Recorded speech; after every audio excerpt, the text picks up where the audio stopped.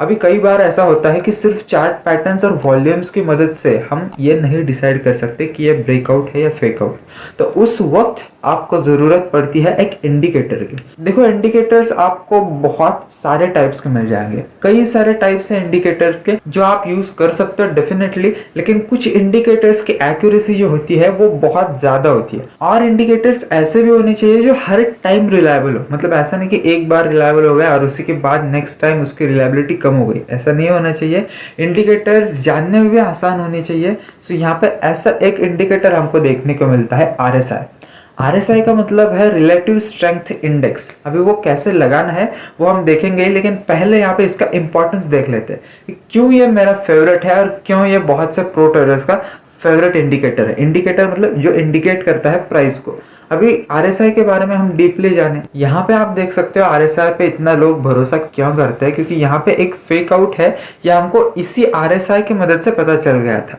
यहाँ पे आप देख सकते हो ये होता है ओवर बॉट जोन, मतलब शेयर्स को बहुत ज्यादा मात्रा में खरीदा गया है, ओवरली खरीदा गया है। ओवरबॉट जोन में जैसे ही जाएगा उसके बाद शेयर में डंप जरूर आएगा। थोड़ा सा डिटेल में जान लेते हैं RSI के बारे में। जैसे कि मैंने कहा कि RSI मतलब है रिलेटिव स्ट्रेंथ इंडेक्स। अभी बहुत सिंपल भाषा में इसमें मैं समझाना चाहूंगा। यहाँ पे हम RSI पे एक ज्यादा डिटेल्ड वीडियो बनाएंगे जो सिर्फ RSI पे होगा।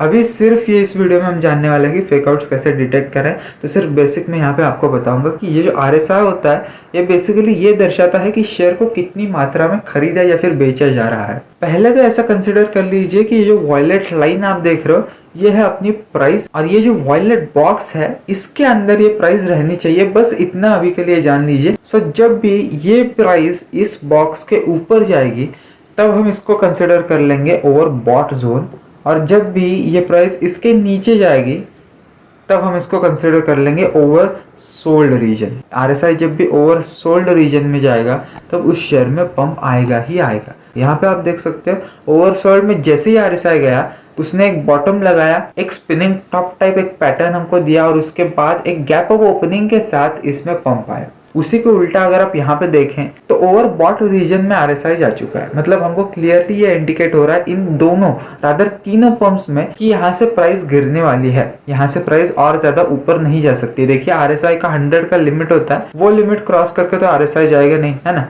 सो वो हमको वहां से बच के रहना। अगर RSI बीच में होता सो मतलब उसका 50 का लेवल, मतलब उसका ये आप बीच में एक लाइन देख सकते हो डॉटेड लाइन।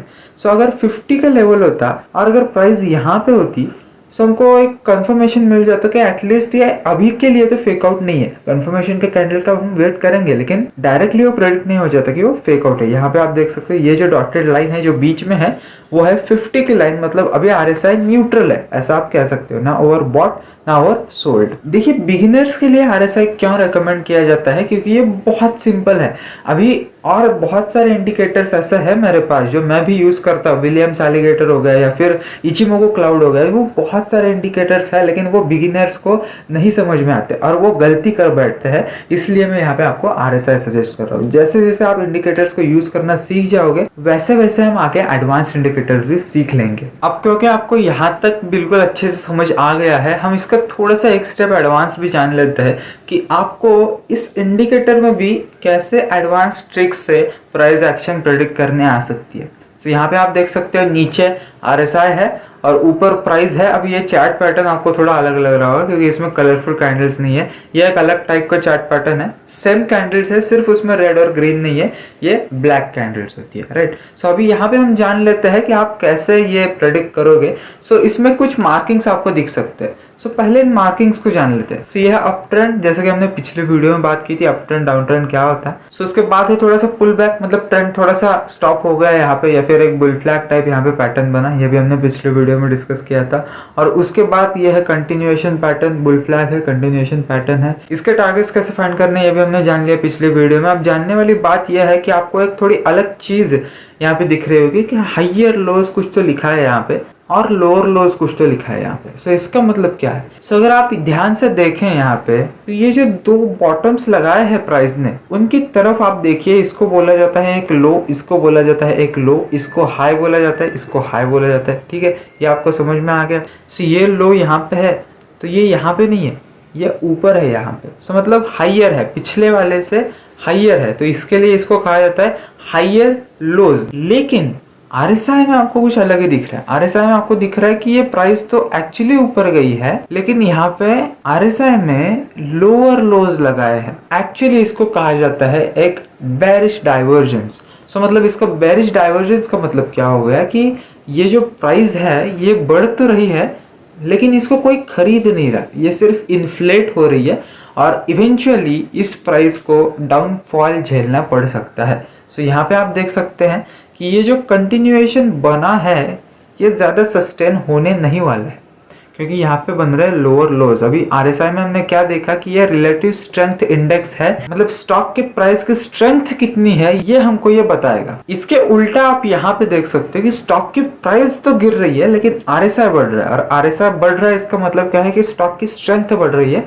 और आरएसआई बढ़ना इसका बेसिकली मतलब है कि स्टॉक को बाय किया जा रहा है। और इस पैटर्न का इमीडिएट इम्पैक्ट आप स्टॉक पे देख सकते हो कि जब भी आरएसआई ने हायर लोज बनाए और स्टॉक की प्राइस ने लोअर लोज बनाए, उसके तुरंत बाद इस स्टॉक में हमको रिवर्सल देखने को मिला, और जो आप इस ग्रीन लाइन से या फिर ग्रीन एरो से देख सकते हो। अभी आप कहोगे कि यहाँ पे तो बिल्कुल माइनर डिफरेंस है, तो इसी को कहते हैं माइनर बुलिश डाइवर्जेंस।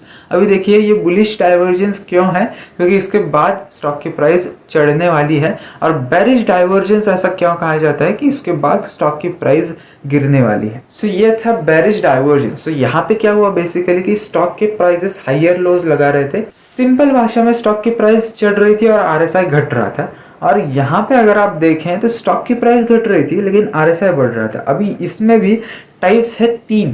पहला तो माइनर बुलिश डाइवर्जेंस। तो यहाँ पे आप एग्जैक्टली माइनर बुलिश डाइवर्जेंस का ही एग्जांपल देख रहे हो कि मतलब स्टॉक की प्राइस गिरने में और आरएसआई चढ़ने में कुछ ज्यादा डिफरेंस है नहीं। दूसरा टाइप है इंटरमीडिएट बुलिश डाइवर्जेंस, मतलब थोड़ा ज्यादा, माइनर से थोड़ा सा ज्यादा होता है लेकिन एकदम एक्सट्रीम भी यहाँ पे डिफरेंस नहीं होता। और तीसरा टाइप होता है मेजर बुलिश डाइवर्जेंस। अभी मेजर में क्या होता है आपको नाम से पता चल रहा होगा कि पूरा एक ऐसा होता है वो। तो इस सिचुएशन में एक मेजर पंप हमको स्टॉक्स में यहाँ पे एक्सपेक्टेड होता है, और वहाँ पे chart patterns, fundamentals along with RSI ऐसे अगर इन्वेस्टमेंट की जाए तो बहुत ज्यादा मात्रा में हमको वहाँ पे प्रॉफिट मिल सकता है, चाहे वो इंट्राडे हो या फिर चाहे वो इन्वेस्टमेंट हो। चलिए अब बात कर लेते हैं आरएसआई को आपको अप्लाई कैसे करना है, लगाना कैसे आपके चार्ट्स के ऊपर। सो यहाँ पे हमने ट्रेडिंग व्यू ओपन किया है, और आपको कैंडलस्टिक पैटर्न्स अगर स्टडी करने हो ना तो आपको पूरे मार्केट में सिर्फ यही एक ऐसा ऐप अवेलेबल है जिसमें आप ये सारी चीज़ें कर सकते हो। सो मैं ऐसा अज्यूम करता हूँ कि आप भी ये यूज़ कर रहे होंगे। सबसे पहले आप यहाँ पे देखोगे कि ये FX का यहाँ पे आपको लोगो दिख जाएगा।